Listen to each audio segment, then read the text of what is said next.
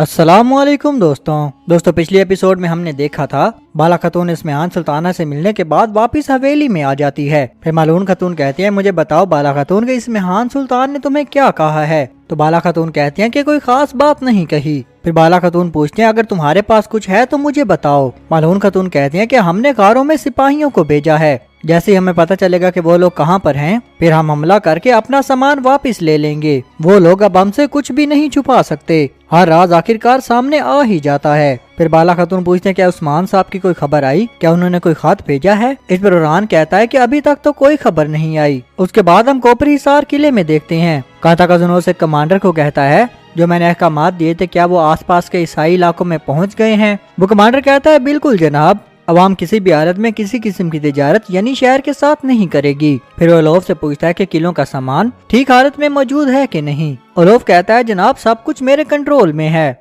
दान और फर्दी सामान का ख्याल रख रहे हैं और उन्हें गार में जमा कर रहे हैं। कांता काजनोस कहता है कि तुर्क सामान के पीछे आ सकते हैं, तुम्हें हमेशा ही होशियार रहना चाहिए। अगर उन्होंने किसी तरह भी गार को ढूंढ लिया तो सब कुछ ही खत्म हो जाएगा। ओलोफ कहता है, वो कभी भी उस गार को नहीं ढूंढ सकेंगे। अगर उन्होंने ऐसा कर भी लिया तो मेरे सिपाही उनके इस्तकबाल के लिए खड़े हुए हैं। इस पर कांता काजनोस कहता है, बहुत खूब, यानी शहर के आसपास थोड़ा भी खाना मत छोड़ना। और फिर लोग भूखे रहने के खौफ से मुश्तइल होना शुरू हो जाएंगे और फिर भूख की वजह से इनके आपस का इत्तेहाद भी खत्म हो जाएगा। फिर वालदा सुल्तान उन लोगों का इस्तेमाल करके उन्हें उस्मान के खिलाफ कर देगी। वालदा सुल्तान उस्मान को घुटने टेकने पर मजबूर कर देगी और बाकी चीजों से हम खुद ही निपट लेंगे। इस पर लोफ कहता है, फिर किलों का क्या ख्याल है, क्या किले लेने के लिए इस्मिहान सुल्ताना हमारे साथ भी ऐसा ही करेगी। कांता काजनोस कहता है, बिल्कुल नहीं अलोफ, वालदा सुल्ताना सिर्फ यनी शहर और सोगोत चाहती है और वो सारी किले हमें देने को तैयार है। उसके बाद हम किले के सरदारों को देखेंगे।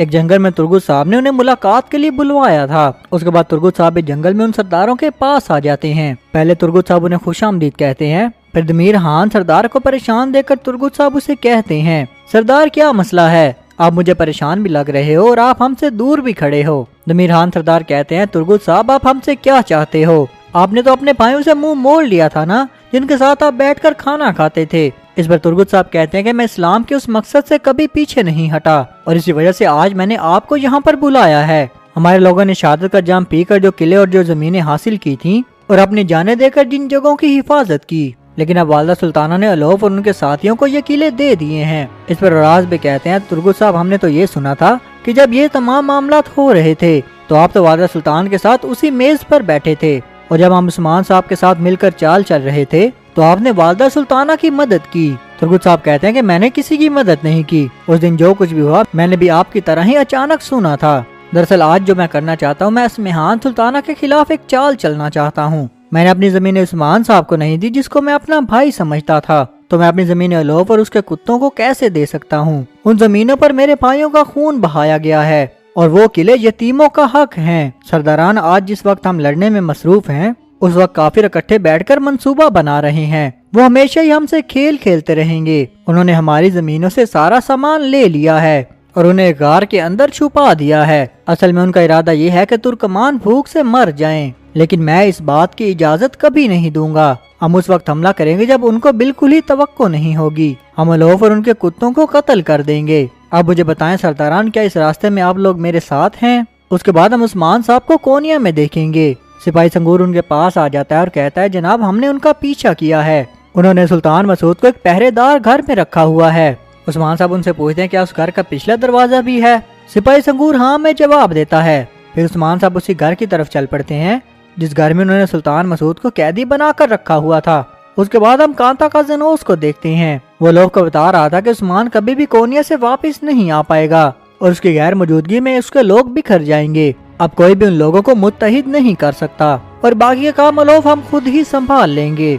जब उस्मान मर जाएगा तो हम उसके किले, उसकी जमीनें और उसके आसपास की हर चीज ही हासिल कर लेंगे। इस पर लोफ उसे कहता है कि तुम्हें दूसरी सूरत के बारे में भी सोचना चाहिए। अगर उस्मान ने मसूद को दोबारा से तख्त पर बिठा दिया और एक बड़ी सल्जूक फौज को इकट्ठा कर लिया, उससे वो हम पर हमला करेगा। कांता काजनोस कहता है, ये तो बिल्कुल ही मुमकिन नहीं है, उस्मान जिंदा ही नहीं रहेगा। अगर उस्मान जिंदा भी बच गया तो वो उन लोगों का सामना करेगा जो कैद की वजह से उसके खिलाफ हो जाएंगे। उसके बाद हम बाजार में देखेंगे वही ताजिर उस्मान सुल्ताना के साथ मिलकर काम कर रहा था, वो वहाँ पर लोगों को भड़काना शुरू कर देता है। वो कहता है भाइयों हम इस तरह कैसे जिंदा रह सकते हैं। उस्मान साहब भी यहाँ से चले गए हैं और कारवां भी नहीं आ रहे हैं। वो वहाँ पर सब लोगों को भड़का रहा था कि अगर उस्मान साहब ना आए तो हम लोग तो मर ही जाएंगे। अगर उस्मान साहब और उनके लोगों ने कोई हल तलाश न किया तो हम मदद के लिए वालदा सुल्तान के पास जाएंगे। उसके बाद हम अलचीचा खातून को देखेंगे जो अस्मा को लेकर यानी हवेली पहुंच जाती है। अस्मा अलचीचा से पूछती है कि हम लोग भला यहाँ पर क्यों आए हैं,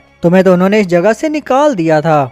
इस पर अलचीचा कहती है कि बाला खातून कभी भी तुम्हें अकेला नहीं छोड़ेगी अस्मा। इतने में आख तैमूर भी वहाँ पर आ जाता है और कहता है तुम यहाँ पर क्या कर रही हो अलचीचा खातून। अलचीचा खातून कहती है फिक्र न करो सिपा सालार, मैं यहाँ पर तुम्हारे लिए नहीं आई हूँ। उसके बाद बाला खातून भी वहाँ पर आ जाती है। जब बाला खातून अस्मा के चेहरे पर वो चोट देखती है तो वो कहती है कि इसकी ये हालत किसने की है। इस पर अलचीचा कहते हैं कि मेरी अम्मा को पता चल गया था कि उनको कमरे के अंदर किसने बंद किया था। इस बात से तो वो पागल ही हो गई थी और उन्होंने अस्मा को किले से बाहर निकाल दिया। इसके पास जाने के लिए और कोई जगह नहीं है बाला खातून, तो मैंने सोचा। इस पर बाला खातून कहती है कि तुमने अच्छा सोचा।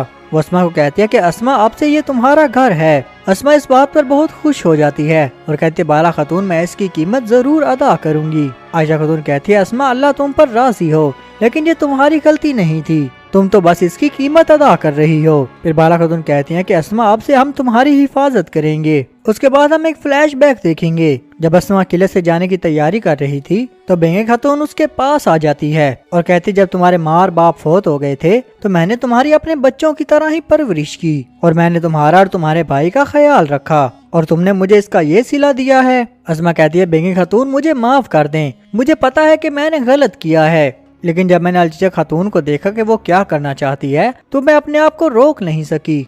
बेंगे खातून कहती है ये मत भूलना कि तुमने मुझे धोखा दिया है, इसलिए अब तुम यहाँ पर नहीं रह सकती हो। अस्मा कहती है बेंगे खातून मैं चली तो जाऊंगी लेकिन मेरा और कोई भी नहीं है। इस पर बेंगे खातून कहती है तुम उन्हीं के पास जाओगी जिनकी वजह से तुम यहाँ से निकल रही हो, तुम यानी शहर जाओगी और तुम वहाँ पर मेरे आंखें और कान बनोगी और मेरे लिए जासूसी करोगी। इस पर अस्मा कहती है बेंगे खातून मैं ये नहीं कर सकती, लेकिन बेंगे खातून कहती है अस्मा तुम्हें मुझे धोखा देने से पहले ये सब सोचना चाहिए था। तुम्हारे छोटे बहन भाई मेरे पास ही यहाँ पर रहेंगे और तुम यानी हवेली में जाओगी। अगर तुम ये चाहती हो कि तुम्हारे भाई को कुछ ना हो तो तुम्हें ये जरूर करना ही होगा। दूसरी तरफ हम प्रेजेंट में देखते हैं अलचीचा खातून को कुछ मालूम ही नहीं था कि बेंगे खातून ने अस्मा को यानी शहर में जासूसी के लिए भेजा है। वो वहाँ पर बाला और आयशा खातून का शुक्रिया अदा करती है। उसके बाद जब अलचीचा वापस जाने लगती है खातून उससे पूछती है कि क्या अलचीचा अब भी तुम बाजियान में शामिल होना चाहती हो। अलचीचा खातून हाँ में जवाब देती है। इतने में एक सिपाही वहाँ पर आ जाता है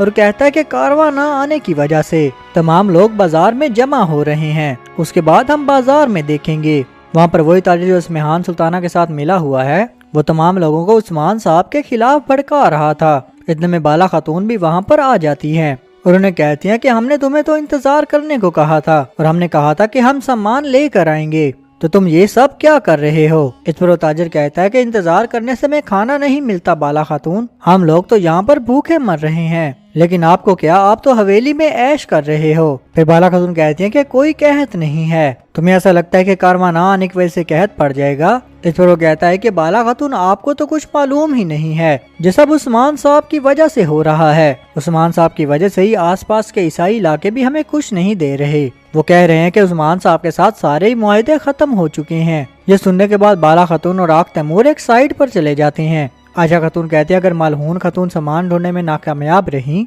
तो हर तरफ ही अफरा तफरी फैल जाएगी। फिर बाला खातून आख तैमूर को सिपाहियों के साथ वहीं रुकने का हुक्म देती है। इतने में हम देखते हैं कि इस्मेहान सुल्तान भी उसी बाजार में पहुंच जाती है। उसके बाद हम जेर कुदाई और गुरबूज को देखेंगे। आखिरकार उन्हें वो कार मिल ही जाती है जहाँ पर इस्मेहान सुल्तान ने सारा सामान छुपा कर रखा था। फिर जेर कुदाई और गुरबूज मिलकर ही वहाँ पर कई दुश्मनों को जहन्नुम वासिल कर देते हैं। उनको खत्म करने के बाद जेर कुदाई कहता है चलो अब मालून खातून को जाकर इसके बारे में बताते हैं। उसके बाद हम कोनिया में देखेंगे जहाँ पर सुल्तान अलाउद्दीन के हुक्म पर सुल्तान मसूद को मारने के लिए उसके बहुत सारे सिपाही उसी घर में पहुंच जाते हैं। उस्मान साहब और उनके सिपाही भी छुपकर ये सारा मंजर देख रहे थे। फिर उस्मान साहब अपने सिपाहियों को कहते हैं कि ये कोई जाल नहीं है और अब हमें उन पर हमला कर देना चाहिए। फिर हम सुल्तान मसूद को आजाद करवाकर यहाँ से वापस निकल जाएंगे। तो दोस्तों आज के एपिसोड का यहीं पर इख्तिताम होता है। अगर आपको हमारी वीडियो अच्छी लगी है तो लाइक शेयर और सब्सक्राइब जरूर करिएगा। आपको मिलते हैं नेक्स्ट एपिसोड के साथ, तब तक के लिए अल्लाह हाफिज।